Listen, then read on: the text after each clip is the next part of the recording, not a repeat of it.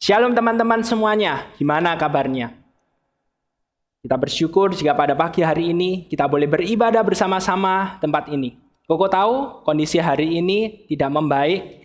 Kita dalam kondisi yang serba tidak pasti, kita tidak tahu kapan virus corona ini akan berakhir. Tapi paling enggak ketika kita ada tempat ini, kita bisa beribadah bersama-sama, itu merupakan bukti penyertaan Tuhan. Itu merupakan bukti pemeliharaan Tuhan buat setiap dari kita. Dan kita patut untuk bersyukur untuk semuanya itu. Mari sama-sama sebelum kita memulai ibadah kita hari ini, Koko mengajak setiap dari kita untuk mengambil waktu teduh sejenak di hadapan Tuhan.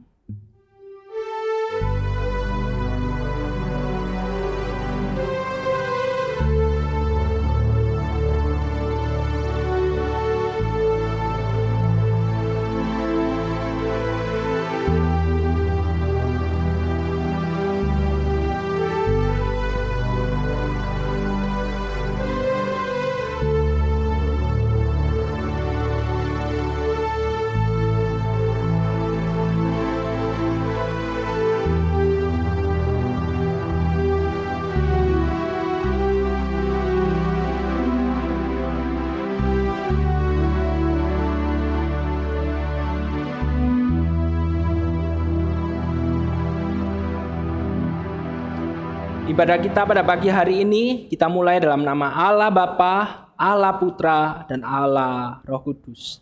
Amin. Tuhan, kami bersyukur jika pada pagi hari ini Engkau mengundang setiap dari kami untuk boleh beribadah bersama-sama. Kami tahu bukan karena siapa kami, tapi karena Engkau yang telah menebus dan mengampuni dosa-dosa kami. Dan hanya dalam nama Tuhan Yesus sajalah kami boleh datang, beribadah, menghadap hadirat-Mu yang kudus itu. Dan biarlah ibadah kami pada pagi hari ini bisa menjadi ibadah yang memuliakan nama-Mu saja. Hanya dalam nama Tuhan Yesus kami telah berdoa. Amin. Koko mengajak setiap dari kita untuk bangkit berdiri. Mari sama-sama kita mengikrarkan pengakuan iman rasuli sebagai landasan iman kita sebelum kita memulai ibadah pagi hari ini. Pengakuan iman rasuli.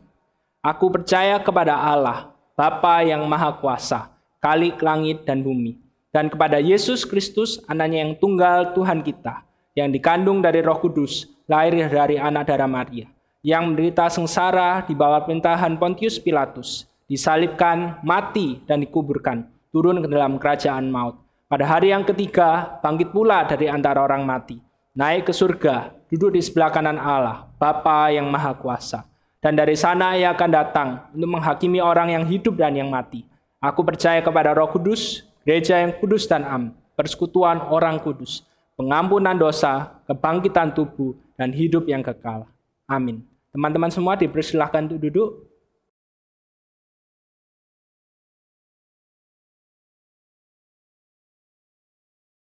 Shalom, selamat pagi teman-teman. Bersyukur sekali kita masih dapat beribadah pada pagi hari ini. Teman-teman, di tengah badai hidup yang sedang kita jalani saat ini, Tuhan tuh tetap ada dan tetap setia untuk menolong kita. Marilah kita tetap berlindung pada Tuhan dan berlindung dalam naungan-Nya. Dan naikkan pujian, dibawa kepak sayap-Mu.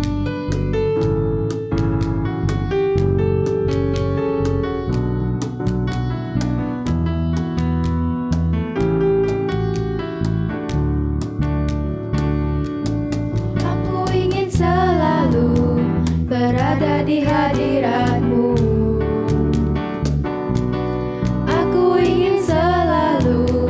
Berlindung dalam naungan-Mu,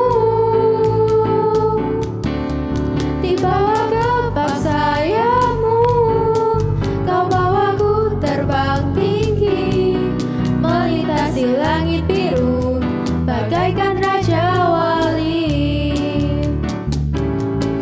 Aku ingin selalu berada di hadirat-Mu. Aku ingin selalu berlindung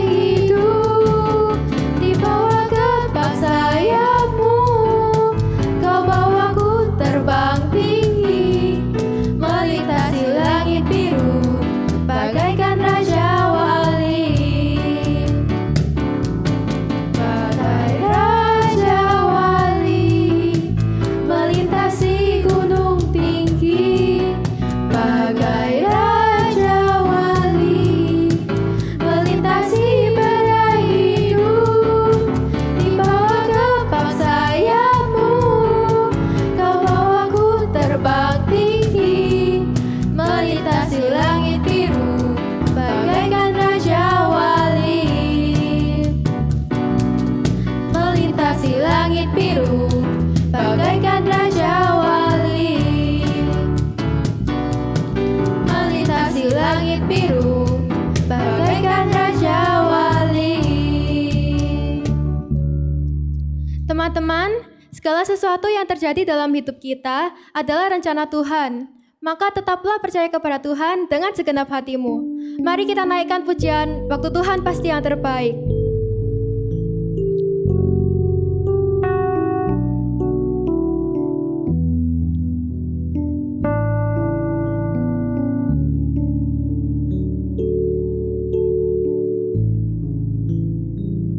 Bila kau izinkan sesuatu terjadi,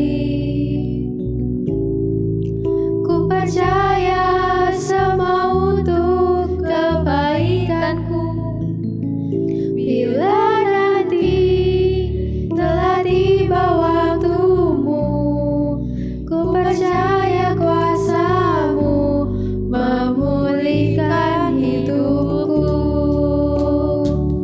Waktu Tuhan pasti yang terbaik, walau kadang tak mudah dimengerti. Lewati cobaan,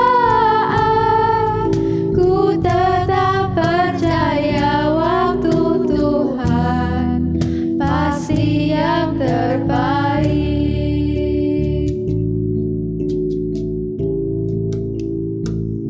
Bila kau izinkan sesuatu terjadi, ku percaya semua untuk kebaikanku. Bila nanti telah tiba waktumu, ku percaya kuasa-Mu memulihkan hidupku. Waktu Tuhan pasti yang terbaik, walau kadang tak mudah dimengerti. Lewati cobaan, ku tetap percaya waktu Tuhan pasti yang terbaik. Waktu Tuhan pasti yang terbaik, walau kadang tak mudah dimengerti. Lewati cobaan, ku tetap percaya waktu Tuhan pasti yang terbaik. Waktu Tuhan pasti yang terbaik. Waktu Tuhan pasti yang terbaik.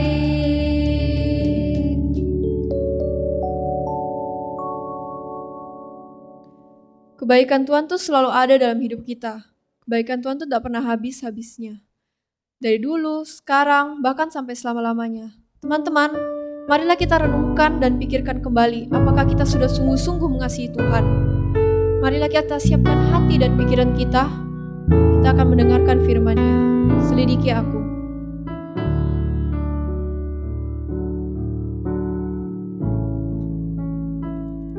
Selidiki aku, lihat hatiku, apakah ku sungguh mengasihimu, Yesus.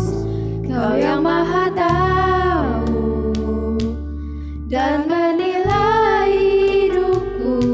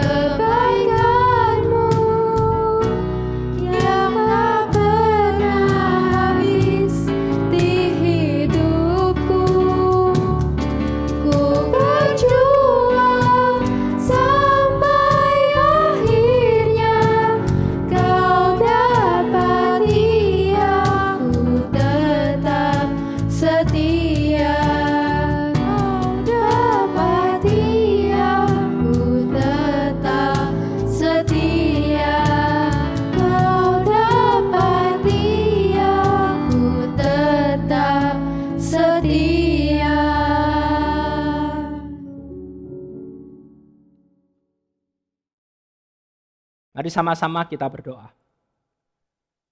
Tuhan, kami bersyukur jika pagi hari ini kami boleh memuji nama-Mu, kami boleh beribadah, dan sebentar lagi kami akan mendengarkan kebenaran firman Tuhan. Kami siap untuk mendengarkan dan Engkau berbicara kepada setiap dari kami. Hanya dalam nama Tuhan Yesus kami telah berdoa. Amin.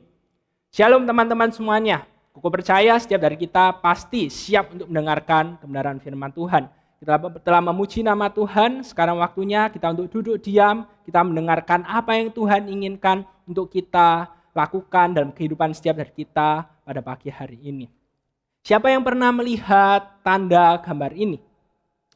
Saya percaya setiap dari kita pasti pernah melihat gambar ini. Dan biasanya gambar ini tanda ini berada di jalan raya. Yang artinya itu adalah kita dilarang untuk putar balik. Kita tidak boleh putar balik. Peraturannya, kalau kita misalnya lihat tanda ini, kemudian kita mau putar balik, berarti itu artinya kita tidak boleh putar balik. Kita harus lurus sampai menemukan jalan di mana ada tanda boleh putar balik, baru di situ kita putar balik. Peraturannya seperti itu, tapi pada kenyataannya tidak pernah seperti itu. Peraturannya tidak boleh putar balik, tapi kita seringkali melihat bagaimana banyak sekali orang-orang yang sudah tahu tidak boleh putar balik, sangat jelas gambarnya itu tidak boleh putar balik, tetapi tetap aja dilanggar. Kau percaya setiap dari kita yang sudah bisa naik kendaraan, mau naik motor, mau naik mobil, kita pasti pernah bergumul dengan perasaan ini. Langgar, enggak, langgar, enggak, langgar atau enggak. Apalagi kalau misalnya kita sudah terburu-buru, kita sudah kepepet, kita sudah terlambat. Kemudian kita tinggal putar balik sampai di tempat tujuannya itu. Ada tanda dilarang putar balik. Kita pasti bergumul, langgar atau enggak ya? Kalau langgar, ya aku cepat sampainya, aku enggak akan terlambat. Tapi kalau aku taat, aku memilih untuk taat, yang terjadi adalah aku pasti terlambat. Nah, Koko ingin kasih tahu buat setiap dari kita bahwa dalam hidup ini kita tidak hanya melihat tanda ini di jalan raya aja, tapi kita juga melihat tanda ini dalam setiap aktivitas yang kita lakukan dalam hidup setiap dari kita. Seringkali kita menghadapi satu situasi di mana kita itu tidak bisa putar balik, tidak ada pilihan untuk putar balik, no turning back. Yang ada kita harus maju ke depan. Kita tahu masalah di depan, tantangan di depan itu jauh lebih sulit, jauh menakutkan. Tapi tidak ada pilihan untuk putar balik. Harus maju ke depan. Move forward. Itu yang harus kita lakukan. Kalau kita tidak bisa putar balik, kita tidak bisa diam, berarti kita harus maju ke depan. Sesulit apapun itu. Koko pernah mengikuti suatu pelayanan misi ke Kalimantan, ke satu daerah di pedalaman. Nah, daerahnya itu sangat terpencil. Tidak ada listrik, kemudian juga belum semua rumah itu punya kamar mandi untuk mandi. Nah, tempat di mana Koko tinggal itu kamar mandinya itu ada di sungai, di daerah sungai di bawah. Jadi kalau tempat tinggalnya di sini, tempat mandinya itu ada di bawah sini. Dan dari tempat tinggal kalau mau mandi itu dihubungkan sama satu balok kayu yang ukurannya itu cuma bisa setapak kaki aja. Jadi kaki di sini, satu depan. Harus maju ke depan, harus maju ke depan, seperti itu. Nah, ketika Koko mau mandi, Koko ada perasaan takut. Waduh, ya apa ini? Kalau jalan, di bawahnya itu, jadi dari tempat sini ke sini ada balok kayu itu, bawahnya itu sudah kotoran, sudah tanah, lumpur, air, rumput semuanya itu. Jadi Koko pikir, lek jatuh enggak lucu ini, lek jatuh kotor. Jadi akhirnya ya sudah pilihan satu-satunya maju ke depan. Kalau misalnya Koko enggak maju ke depan, masuk selama kurang lebih 1 minggu, 2 minggu itu Koko pelayanan misi enggak mandi sama sekali, juga enggak mungkin. Jadi ya sudah, Koko maju ke depan, enggak bisa putar balik juga. Selesai mandi, begitu juga pergumulannya. Kalau Koko naik harus hati-hati. Enggak lucu kalau sudah mandi, kemudian naik, jatuh dan jadi kotor lagi. Jadi dengan pelan-pelan Koko naik kembali ke tempat tinggalnya itu. Dan itu seringkali kita bisa menghadapi kondisi kehidupan yang seperti itu. Dan tema hari ini kita akan berbicara bersama-sama tentang move forward, maju ke depan. Kalau kita lihat bersama-sama dalam kehidupan setiap dari kita melihat bagaimana hidup manusia itu selalu maju ke depan. Tidak pernah diam, tidak pernah statis, apalagi mundur ke belakang. Apalagi kalau misalnya kita melihat bagaimana dunia ini diciptakan oleh Tuhan. Kita melihat bagaimana dunia yang diciptakan oleh Tuhan itu selalu move forward, selalu maju ke depan. Hari berganti hari, waktu berganti waktu. Hari yang kita hidupi sekarang ini itu tidak pernah sama dengan hari yang sebelumnya atau hari yang akan kita hari yang akan datang itu tidak akan pernah sama. Setiap hari itu berbeda. Mungkin ada istilahnya deja vu. Ketika kita mengalami suatu hal, kemudian kita ingat akan suatu hal yang peristiwa yang pernah kita alami. Tapi tidak pernah sama persis. Ada mirip-miripnya, tapi tidak pernah sama persis. Dan begitu juga dengan kehidupan setiap dari kita sebagai manusia. Kita perlu untuk move forward, kita perlu untuk maju ke depan. Semua manusia kalau mau menjadi lebih baik, harus move forward, harus maju ke depan. Tapi masalahnya dalam hidup ini kita bisa melihat bagaimana tidak semua manusia siap untuk move forward, untuk maju ke depan, untuk menerima hari yang lebih baik, hidup yang lebih baik. Mereka belum tentu siap. Kenapa kok tidak semua manusia itu siap untuk move forward? Paling tidak ada 3 alasan. Alasan yang pertama, karena mereka tidak tahu apa yang harus mereka lakukan di dalam hidup mereka. Banyak sekali manusia itu tidak mau move forward, tidak mau maju ke depan, tidak mau memiliki hidup yang lebih baik, karena mereka itu tidak tahu apa yang harus mereka lakukan. Mungkin mereka tahu, kalau aku seperti ini, hidupku aku tidak berubah sama sekali. Hidupku akan semakin hancur, hidupku tidak akan semakin baik. Mereka harus move forward, mereka harus maju ke depan. Tapi masalahnya mereka tidak tahu apa yang harus mereka lakukan. Nah, buat orang-orang yang seperti ini, solusinya gampang. Tinggal kasih tahu aja, ini loh yang harus kamu lakukan. Kalau kamu mau berubah, ini yang harus kamu lakukan. Tapi Koko ingin kasih tahu buat setiap hari kita. Ada banyak sekali orang yang sudah dikasih tahu, ini loh yang harus kamu lakukan. Tapi mereka tetap nggak move forward, mereka tetap nggak maju ke depan. Kenapa kok seperti itu? Ini alasan yang kedua. Alasan yang kedua adalah karena mereka takut gagal. Banyak sekali orang-orang yang sudah tahu apa yang harus mereka lakukan, tetapi mereka tidak move forward, mereka tidak maju ke depan, karena mereka takut akan kegagalan. Dan kalau kita melihat, kita mengobservasi kehidupan setiap dari kita, permasalahan utama manusia itu bukan tahu atau tidak tahu, tapi mau atau tidak mau. Koko ulangi sekali lagi, permasalahan dalam hidup setiap dari kita itu bukan tahu atau tidak tahu, tetapi mau atau tidak mau. Kau percaya setiap dari kita yang masih remaja, yang mengikuti ibadah pada pagi hari ini, tahu kalau main games yang terlalu lama sampai lupa waktu untuk makan, lupa waktu untuk istirahat, untuk tidur, sampai tidak mandi mungkin, itu tidak baik buat kesehatan. Tahu, sudah dikasih tahu berulang-ulang kali oleh banyak orang. Tapi tetap banyak aja orang yang main games berlebihan, kecanduan games berlebihan. Mereka tahu itu buruk, tapi mereka tidak mau untuk berubah. Mereka tidak mau untuk mengganti kebiasaan tersebut. Dan begitu juga dengan hubungan manusia, ketika manusia setiap dari kita tuh harus move forward. Banyak orang tahu apa yang harus mereka lakukan supaya hidup mereka itu jadi lebih baik lagi. Tapi mereka tidak mau melakukannya karena mereka takut sama yang namanya kegagalan. Kau ingat sama satu peristiwa dulu ketika masih kecil, Koko belajar, habis belajar naik roda sepeda 4, kemudian Koko belajar naik roda sepeda 2. Nah, ketika pertama kali Koko mau belajar, pasti akan ada ketakutan. Nanti kalau jatuh gimana ya? Nanti kalau kakinya luka seperti apa ya? Dan kalau misalnya ketakutan tersebut membuat Koko tidak belajar naik roda sepeda 2, Koko tidak akan pernah maju. Dan pada kenyataannya ketika Koko belajar naik roda sepeda 2, ya pasti ada jatuhnya, ada besetnya, ada lukanya. Tapi itu adalah semuanya itu adalah proses yang harus Koko lalui supaya Koko bisa menjadi lebih baik. Bukan hanya naik roda sepeda 4, tapi bisa naik roda sepeda 2.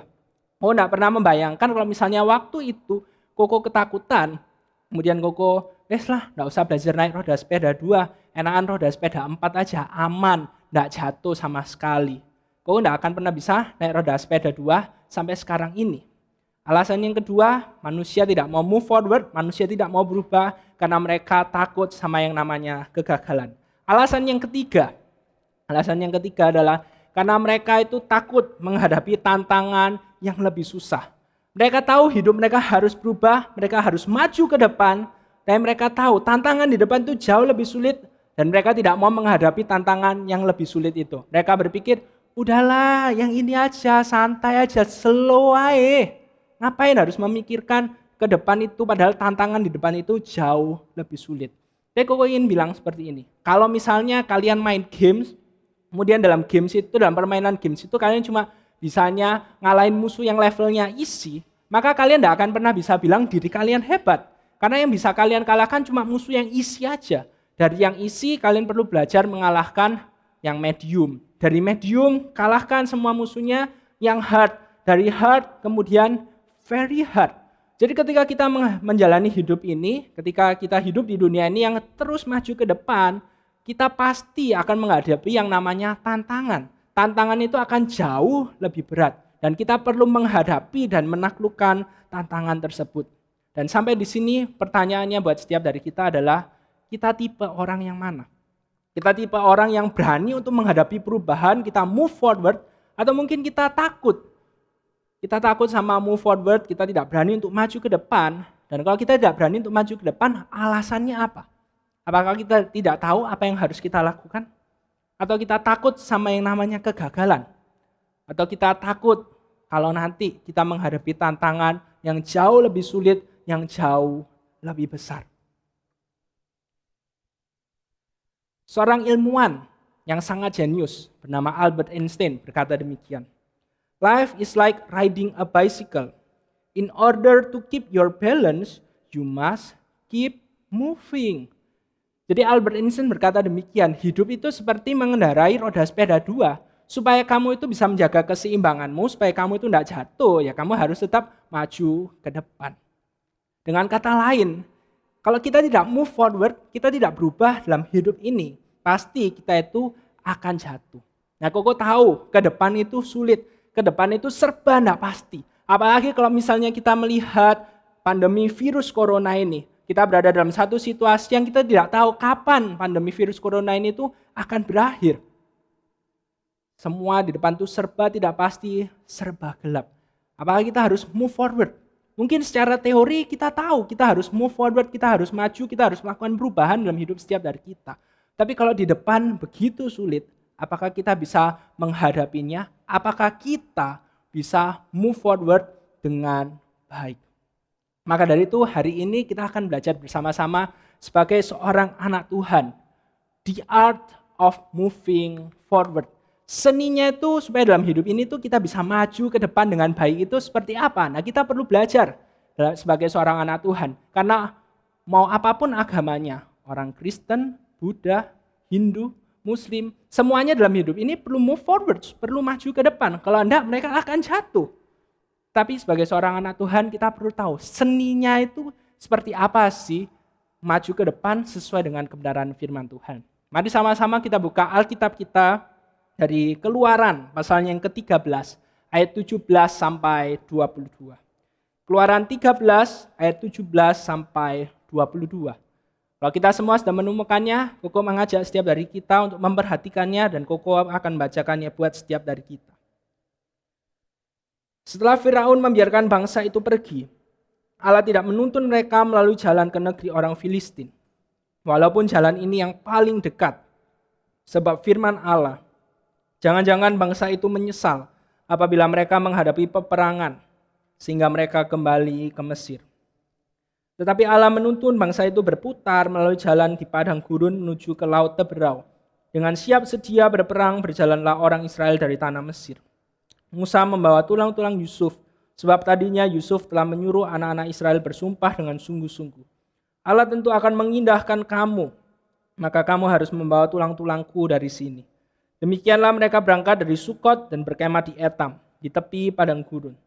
Tuhan berjalan di depan mereka pada siang hari dalam tiang awan untuk menuntun mereka di jalan, dan pada waktu malam dalam tiang api untuk menerangi mereka, sehingga mereka dapat berjalan siang dan malam. Dengan tidak beralih, tiang awan itu tetap ada pada siang hari, dan tiang api pada waktu malam di depan bangsa itu. Teman-teman, kalau misalnya kita lihat konteks dari ayat yang tadi kita baca, maka itu konteksnya adalah orang-orang Israel itu keluar dari tanah Mesir menuju ke tanah perjanjian. Mereka akhirnya diperbolehkan oleh Firaun untuk keluar. Setelah sekian lama mereka hidup dalam perbudakan, menjadi bangsa yang dibudak, akhirnya mereka menjadi bangsa yang merdeka. Kita tahu bersama-sama kisahnya bagaimana Musa melalui negosiasi yang sangat alot, yang sangat susah dengan Firaun, sampai akhirnya Allah menunjukkan kuasanya yang begitu besar untuk membuat bangsa Israel akhirnya diperbolehkan untuk keluar. Kau percaya setiap dari kita, kalau misalnya kita ini hidup pada waktu itu sebagai orang Israel, kau percaya kita itu pasti pengen, sudahlah kalau bisa cepat sampai ke tanah Kanaan, ke tanah perjanjian, kemudian bisa hidup dengan nyaman. Kita sudah lama hidup sebagai orang budak, hidupnya sulit, kalau bisa kita sekarang hidupnya nyaman. Kau percaya setiap dari kita senang kalau hal tersebut bisa terjadi. Apalagi moto hidup kita, prinsip hidup sekarang ini adalah kalau ada yang gampang, ngapain pilih yang susah. Aku ulangi lagi, prinsip hidup dalam dunia ini adalah kalau ada yang gampang, ngapain pilih yang susah. Kau percaya setiap dari kita pingin, kalau misalnya dalam hidup ini kita tidak perlu keluar energi banyak-banyak, kita bisa santai, tapi kita bisa mendapatkan hasil yang maksimal, hasil yang terbaik. Daripada kita perlu bekerja dengan sangat keras, baru bisa mendapatkan hasil yang maksimal. Dan moto prinsip hidup seperti ini itu sudah berada dalam setiap lapisan dalam kehidupan setiap hari kita. Misalnya kita main game. Kita main game ngapain sulit-sulit? Belajar main game ngalahin musuhnya. Ada yang namanya cheat. Tidak perlu sulit-sulit. Belajar cara ngalahin musuh. Pakai cheat aja langsung menang. Atau yang berikutnya, kalau misalnya ada ujian. Ngapain sulit-sulit belajar? Bisa kerjasama dengan teman-teman yang lainnya, kasih jawaban satu dengan yang lainnya, tuh bisa mendapatkan jawaban yang bagus. Atau kalau dalam pekerjaan, kita tahu bersama-sama dalam pekerjaan ada suap, ada korupsi untuk memperlancar semuanya itu. Apa asumsi, apa pemikiran dari semua tindakan ini? Kalau ada yang gampang, ngapain? Pilih yang susah, benar enggak? Kalau ada yang gampang dalam hidup ini, ngapain sih kok dibuat ribet? Ngapain sih kok kita itu harus melakukan yang susah, yang bertele-tele seperti ini? Udahlah, yang gampang aja. Tapi pada pagi hari ini Koko ingin kasih tahu, kalau dunia itu ingin hidup seperti ini, kalau ada yang gampang, ngapain milih yang susah? Koko ingin kasih tahu, ketika kita menjadi seorang anak Tuhan, ikut Tuhan itu lebih banyak susahnya daripada gampangnya. Koko ulangi sekali lagi, ikut Tuhan itu lebih banyak susahnya daripada gampangnya. Penggambarannya itu seperti ini. Kalau kita bukan anak Tuhan, kita bisa take the easy way, langsung bypass, langsung lurus seperti itu aja. Tapi karena kita adalah anak Tuhan, kita harus melalui proses yang sangat sulit, putar-putar, belok kanan, belok kiri, baru bisa sampai. Tujuannya sama, tapi kita tidak bisa ngambil di easy way, bypass, tidak bisa. Kita perlu mengambil mungkin cara yang tidak populer, cara yang tidak disenangi oleh banyak orang, yang tidak akan dipilih oleh banyak orang. Tapi karena itu adalah yang Tuhan mau, karena itu adalah yang Tuhan kehendaki, kita perlu mengambil langkah tersebut. Sebagai seorang anak Tuhan, prinsip dalam hidup ini bukan gampang atau susah, nyaman atau enggak. Kalau gampang aku lakukan, kalau susah aku pikir-pikir dulu. Enggak, prinsip hidup kita sebagai seorang anak Tuhan adalah apakah itu sesuai dengan kehendak Tuhan atau enggak. Apakah itu menyenangkan Tuhan atau enggak. Apakah itu sesuai dengan kemauan Tuhan atau enggak. Kalau iya, go ahead, lakukan. Meskipun itu the hard way, meskipun itu jalan yang tidak populer, yang tidak akan dipilih oleh banyak orang. Tapi kalau itu maunya Tuhan, kita perlu untuk melakukannya. Koko teringat suatu waktu dulu ketika SMA, Koko sekolah di SMA yang murid SMA-nya itu SMA 3-nya cuma 3 orang. Jadi karena muridnya cuma 3 orang, ya akhirnya tidak bisa mengadakan UNAS. Dan Koko tidak punya ijazah SMA kalau tidak bisa mengadakan UNAS. Akhirnya Koko ngambil paket C. Nah ketika dalam persiapan untuk mengikuti ujian paket C itu Koko belajar dengan sungguh-sungguh, semua materinya Koko pelajari dengan sungguh-sungguh, Koko memberikan yang terbaik. Ketika paket C dilakukan, hari hanya itu, ketika Koko sedang mengerjakan, nah ternyata penjaga di kelas itu tiba-tiba mengedarkan kunci jawaban. Jadi yang diedarkan itu kunci jawabannya. digilir dari satu meja ke meja yang lainnya. Nah, ketika Koko menghadapi itu, pilihannya nyontek atau enggak? Kalau nyontek bukan maunya Koko enggak cari-cari. Apa itu contekannya datang sendiri ke Koko. Apa yang harus Koko lakukan? Pada waktu itu Koko pilih enggak. Jadi Koko kerjain dengan sungguh-sungguh, contekannya cuma lewat aja mejanya Koko kasih ke meja yang lainnya. Mungkin itu adalah cara yang tidak disenangi oleh banyak orang, itu adalah cara yang tidak dipilih oleh banyak orang. Tapi karena itu yang Tuhan mau, karena Koko tahu itu yang Tuhan kehendaki, jadi Koko melakukan hal tersebut. Jadi di sini kita bisa melihat bagaimana sebagai seorang anak Tuhan, kita itu tidak bisa hidup dengan gampang. Kita tidak bisa hidup dengan mudah. Kita perlu mengambil langkah yang mungkin lebih sulit, yang mungkin tidak gampang, karena kita adalah anak Tuhan. Dan hari ini kita akan sama-sama belajar, kenapa sih sebagai seorang anak Tuhan itu kita perlu melakukan hal yang tidak gampang. Ada cara yang lebih mudah, tapi kita perlu mengambil yang tidak gampang itu, yang susah itu. Kenapa? Why? Alasan yang pertama, karena semuanya itu demi kebaikan kita. Kalau kita melihat dalam Keluaran 13 ayat 17a, di sana dikatakan demikian. Setelah Firaun membiarkan bangsa itu pergi, Allah tidak menuntun mereka melalui jalan ke negeri orang Filistin. Walaupun jalan ini yang paling dekat. Teman-teman, menarik sekali. Cerita perjalanan bangsa Israel keluar dari Mesir menuju ke tanah Kanaan. Itu adalah cerita yang sangat familiar. Ketika kita sekolah minggu, kita pasti sudah mendengarkan cerita tersebut. Dan kita tahunya adalah ketika bangsa Israel keluar dari tanah Mesir, menuju ke tanah Kanaan, ke tanah perjanjian, mereka perlu melewati padang gurun yang sangat panas itu. Mereka perlu berjalan, berputar jauh sekali sampai akhirnya mereka tiba di tanah perjanjian itu. Tapi di ayat yang ke-17 ini dikatakan dengan sangat jelas ternyata ada jalan yang paling dekat, ada jalan yang jauh lebih dekat. Mereka tidak perlu berputar-putar di padang gurun untuk sampai ke tanah Kanaan itu. Mereka bisa melewati jalan yang lebih dekat itu. Tapi di ayat yang ke-18a dikatakan demikian. Tetapi Allah menuntun bangsa itu berputar melalui jalan di padang gurun menuju ke laut Tebrau. Kita melihat di sini bagaimana Allah dengan sangat sengaja tidak memilih jalan yang dekat itu. Allah dengan sangat sengaja memimpin bangsa Israel itu berputar melewati padang gurun menuju ke laut Tebrau. Apa yang baru kita baca ini itu seperti ini. Kalau misalnya kalian berada di landmark, aku percaya seharusnya kalian sudah pernah pergi ke landmark. Kemudian di landmark itu kalian mau pergi ke PTC. Kalian tanya sama satpamnya, Pak Satpamnya itu. Pak, kalau dari sini mau pergi ke PTC gimana caranya?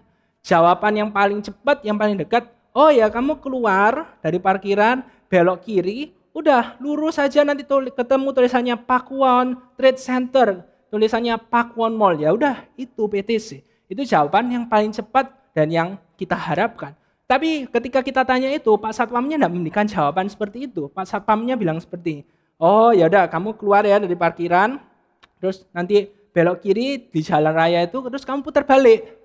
Kamu putar balik, kemudian lurus, stopan, kamu belok kanan. Nah dari belok kanan itu kamu ikutin jalannya, underpass, lewatin underpass itu, nah kemudian putar balik. Putaran balik pertama, kalian putar balik. Putar balik, kemudian lurus saja, ikutin jalannya, lurus nanti mentok, belok kiri, udah ketemu itu PTC. Kalau kita mendapatkan jawaban seperti itu, hati kita berpikir, ngapain dibuat sulit? Ngapain harus berputar-putar? Ada yang lebih dekat, ada yang gampang, ngapain kok harus dibuat putar-putar seperti itu? Dan Koko percaya kalau misalnya Koko pun kalau misalnya menjadi bangsa Israel waktu itu, dan Koko mengetahui ada jalan yang lebih dekat menuju ke tanah perjanjian, Koko pasti bertanya sama Tuhan, kenapa Tuhan? Kenapa kok harus berputar-putar? Ngapain kok harus pilih jalan yang sulit? Toh ada jalan yang lebih dekat. Juga tidak salah, apa salahnya sih lewat jalan yang lebih dekat itu?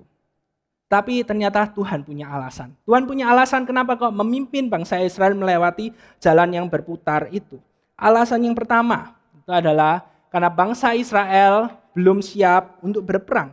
Mereka belum pandai untuk berperang. Ini adalah kondisi yang dialami oleh bangsa Israel setelah mereka itu lama diperbudak di tanah Mesir. Mentalnya mereka itu bukan mental berperang. Mentalnya mereka itu adalah mental budak. Jadi mereka tidak siap untuk berperang. Apalagi kalau misalnya kita lihat informasi yang ada di ayat yang ke-17a, daerah yang akan mereka lewati itu adalah daerah orang Filistin. Kalau kita lihat bersama-sama, kita baca Alkitab kita khususnya di 1 Samuel, 2 Samuel, di sana diceritakan bagaimana ketika Israel itu sudah menjadi sebuah kerajaan, maka bangsa Filistin itu adalah bangsa yang ditakuti oleh orang-orang Israel. Orang-orang Israel itu sangat ketakutan ketika mereka harus berperang melawan orang Filistin. Jadi ketika Tuhan memimpin melewati jalan yang lebih jauh, jalan yang berputar, ada tujuannya. Semuanya itu demi kebaikan orang Israel. Karena orang Israel belum siap, belum pandai untuk berperang. Kemudian alasan yang kedua adalah supaya bangsa Israel itu dapat mengenal Allah lebih dalam lagi. Nah, kita tahu bersama-sama kalau dari ayat yang ke-18a, di sana dikatakan Allah memimpin bangsa Israel itu berputar melewati padang gurun menuju ke Laut Tebrau. Nah, kalau kita melihat di pasalnya yang ke-14, di sana diceritakan bagaimana ketika orang-orang Mesir itu, Firaun itu mengetahui bahwa orang-orang Israel itu menuju ke Laut Tebrau, mereka bilang, wah ini mereka tersesat ini. Mereka tersesat, kalau mereka menuju Laut Tebrau, mereka tidak bisa kemana-mana lagi. Karena di depan mereka itu adalah laut yang sangat luas. Dan mereka tidak bisa pergi kemana-mana lagi. Dan waktu itu Firaun dan pasukannya mengejar orang-orang Israel untuk menjadikan mereka budak kembali. Tetapi pada waktu itu, kita bisa melihat bagaimana Allah secara luar biasa membebaskan orang-orang Israel. Orang-orang Israel dibuat lebih mengenal siapa sih Allah yang telah membebaskan mereka dari perbudakan di tanah Mesir itu. Dan itulah tujuan kenapa kok bangsa Israel itu harus melewati jalan yang berputar dan bukan jalan yang dekat. Ketika kita melihat hal ini, aku mengajak setiap dari kita untuk yakin dan percaya. Ketika kita mengalami kejadian yang tidak sesuai dengan harapan kita, Allah sedang mempersiapkan yang terbaik buat setiap dari kita. Kita perlu yakin dan percaya ada rancangan Tuhan yang terbaik buat setiap dari kita. Itu alasan yang pertama. Ketika kita mengalami hal yang tidak sesuai dengan harapan kita harus menjalani hidup yang lebih sulit. Semuanya itu demi kebaikan kita. Kemudian alasan yang kedua, kenapa sih sebagai orang Kristen itu lebih banyak susahnya daripada gampangnya? Supaya kita itu belajar merasakan penyertaan Tuhan dalam hidup setiap dari kita. Kejadian pasalnya yang ke-17 ayat yang ke-21 sampai ke-22 berkata demikian. Tuhan berjalan di depan mereka pada siang hari dalam tiang awan untuk menuntun mereka di jalan, dan pada waktu malam dalam tiang api untuk menerangi mereka, sehingga mereka dapat berjalan siang dan malam. Dengan tidak beralih, tiang awan itu tetap ada pada siang hari dan tiang api pada waktu malam di depan bangsa itu. Wow, ayat ini merupakan suatu peneguhan buat orang-orang Israel dan juga buat setiap dari kita. Meskipun orang Israel itu harus melewati jalan yang berputar, jalan yang lebih jauh, tapi Tuhan ada dan Tuhan beserta. Tuhan tidak meninggalkan mereka. Teman-teman, berjalan di padang gurun itu merupakan hal yang sangat sulit sekali, bukan hal yang mudah. Ketika siang hari kita akan kepanasan karena terik matahari itu. Tapi pada waktu malam hari kita bisa kedinginan karena dinginnya di padang gurun itu. Maka dari itu ketika kita membaca Kejadian 17 ayat yang ke-21 sampai ke-22, bukan suatu kebetulan jika firman Tuhan mengatakan Allah memimpin orang-orang Israel pada siang hari dengan tiang awan dan pada malam hari itu dengan tiang api. Karena dengan adanya tiang awan itu, bangsa Israel tidak perlu kepanasan berjalan di siang hari. Sandal, pakaian yang mereka pakai tidak cepat rusak karena panasnya matahari di padang gurun itu. Dan tiang api pada waktu malam hari itu membuat mereka itu terang, karena padang gurun pada waktu malam hari itu sangat gelap, tidak ada penerangan sama sekali. Jadi dengan adanya tiang api itu mereka bisa berjalan di tengah padang gurun yang gelap itu karena ada Tuhan yang memimpin. Dan mereka juga tidak perlu kedinginan karena ada kehangatan yang Tuhan berikan melalui tiang api itu. Kita di sini bisa melihat dengan secara luar biasa bagaimana Tuhan menyertai orang-orang Israel. Dan begitu juga dengan setiap dari kita. Setiap dari kita yang hidup, yang percaya, yang hidup kita taruh dalam nama Tuhan Yesus Kristus. Itu Tuhan tidak pernah meninggalkan setiap dari kita. Tuhan Yesus yang adalah Allah, Dia mau menjadi manusia, Dia menebus hidup setiap dari kita, mengampuni dosa-dosa kita. Dan dikatakan Tuhan Yesus itu adalah Immanuel, Allah beserta dengan setiap dari kita. Maka dari itu ketika kita harus menjalani hidup ini, di depan serba tidak pasti, ada ketakutan, itu sangat wajar sekali. Tapi itu tidak menjadi penghalang buat setiap dari kita untuk move forward, untuk maju ke depan. Karena ada Tuhan Yesus yang beserta dengan setiap dari kita. Dan in fact, faktanya adalah ketika kita menjadi seorang anak Tuhan, ketika kita menjalani hidup setiap dari kita, permasalahannya itu bukan kita itu jalan kemana, tapi kita jalan sama siapa. Kau ulangin sekali lagi ya, masalah dalam hidup kita sebagai seorang anak Tuhan itu bukan jalan kemananya. Kita bisa jalan ke kanan, ke kiri, kita bisa jalan ke atas, kita bisa jalan ke bawah. Itu bukan masalah utamanya, tapi kita berjalan bersama siapa. Koko punya seorang keponakan, tahun ini dia umur 3 tahun, namanya Noel. Nah, sangat menarik sekali ketika Noel itu mau belajar untuk berenang. Jadi papanya itu sudah berada di kolam renang, kemudian ayo Noel turun, ayo berenang, belajar berenang. Kolamnya itu ngomong-ngomong bukan kolam yang cetek ya, tetapi kolam yang dalam. Jadi kalau dia berenang sendirian, dia pasti tenggelam karena belum bisa berenang. Pertamanya dia ketakutan, tapi pada akhirnya dia berani untuk nyemplung. Ayo Noel, papanya siap untuk menerima dirinya. Kemudian ketika disuruh loncat ke kolam renang itu, pertamanya dia ketakutan, tapi karena ada papanya siap untuk menerimanya, akhirnya dia berani untuk loncat masuk ke kolam itu. Pertanyaannya, ketika keponakannya Kuku itu yang masih umurnya 3 tahun itu, dia melakukan semuanya itu, berani belajar renang, kemudian berani untuk loncat masuk ke dalam kolam. Dia berani melakukan semuanya itu apakah karena dia yakin dia bisa? Oh, aku bisa semuanya ini kok, jadi aku berani melakukannya. Enggak, bukan karena itu. Dia sadar dia enggak bisa, karena itu dia takut. Tapi dia tahu ada siapa di bawah itu. Ada papanya yang tidak akan pernah mencelakakan dirinya. Dan begitu juga dengan kehidupan setiap dari kita. Jangan pernah takut kita pergi kemana. Tapi kita perlu yakin, kita pergi bersama siapa. Dan ketika kita tahu kita pergi bersama dengan Tuhan Yesus beserta dengan setiap dari kita, maka tidak ada hal yang perlu untuk kita takutkan. Dan biarlah ini menjadi penguatan buat setiap dari kita, meneguhkan hidup setiap dari kita. Koko pun tahu ke depan serba tidak pasti, ada banyak masalah, tapi karena Koko tahu Koko bersama dengan Tuhan Yesus, Koko bisa menjalani kehidupan ini. Dalam hidup ini Koko tetap bisa move forward, bukan karena siapa diri Koko, karena siapa Tuhan dalam hidup ini. Amin. Mari sama-sama kita berdoa. Tuhan, kami bersyukur jika pada pagi hari ini kami boleh mendengarkan kebenaran firman Tuhan. Kami bersyukur jika firman Tuhan hari ini menguatkan setiap dari kami. Mengingatkan setiap dari kami bahwa kami bisa move forward dalam hidup ini. Bukan karena siapa kami, tapi karena siapa Tuhan yang berjalan bersama dengan kami. Dan biarlah firman Tuhan pada pagi hari ini menguatkan setiap dari kami, meneguhkan setiap dari kami. Mungkin ada di antara kami yang takut, mungkin ada di antara kami yang bingung, tapi biarlah kami sadar bahwa ketika kami berjalan bersama denganmu, maka kami bisa menjalani hidup ini dengan baik dan aman.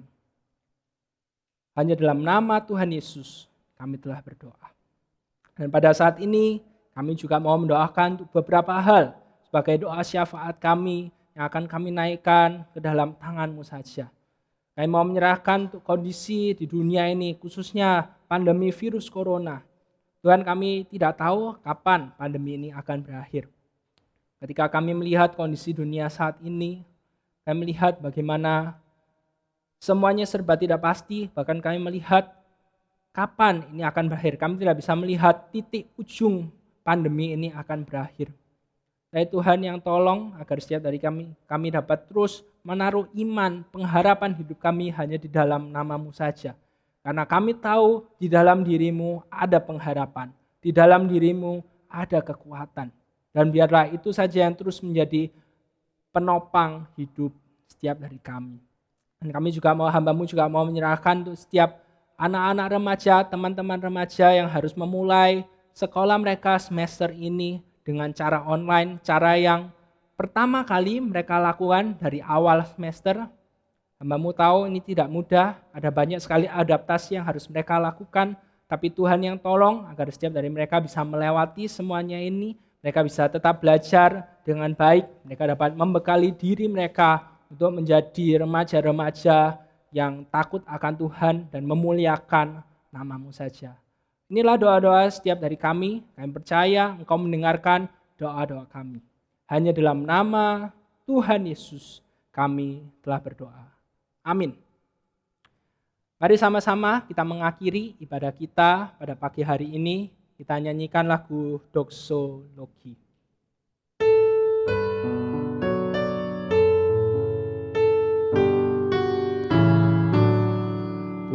Puji Allah sumber berkat, puji Dia segenap ciptaannya,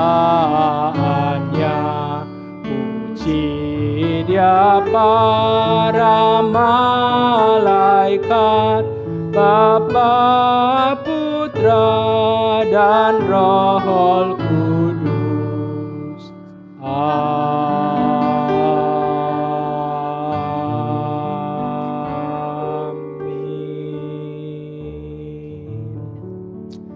Kiranya kasih Allah Bapa, penebusan dalam Tuhan Yesus, dan penyertaan Roh Kudus beserta dengan setiap dari kita dari sekarang sampai selama-lamanya.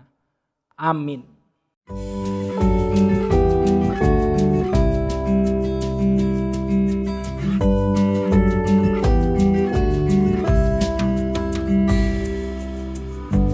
Tuhanlah kekuatan dan mazmurku, Dia gunung batu dan keselamatanku.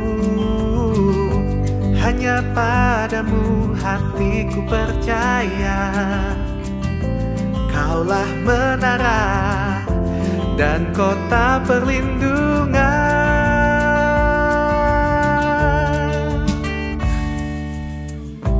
Ku mau selalu bersyukur sebab cintamu padaku takkan pernah berubah. Hatiku percaya walau bumi bergoncang, gunung-gunung beranjak, namun kasih setiamu tak pergi dariku.